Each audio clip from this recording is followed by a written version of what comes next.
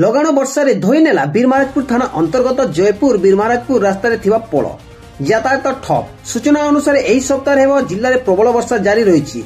यार प्रभाव में जयपुर बीरमहाराजपुर संजोग होइतबा रास्तार थिबा पोल रे धोई होई सह एही रास्तार घाई सृष्टि होइछि। फल यातायात ठप होइछि। एही रास्ता देई प्रत्येक शह शह लोक बीरमहाराजपुर जाउछन्ति।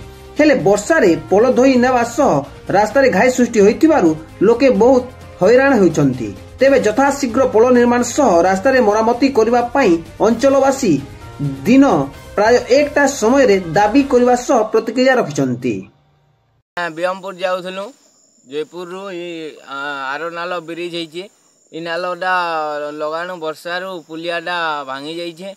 तेणु करी पुलियाडा को समान करदेले कि होम पाइप पकईदेले भी आमे जाई आसी पारबू बियमपुर को। बियमपुर जीवा पई बहुत लोक आउछन्ती हेले इनु फेरी जाउछन्ती।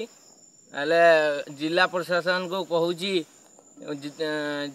जेंती हेले ये आमर नालोडा समान करदेले भी आमे जाई आसी पारबू बियमपुर।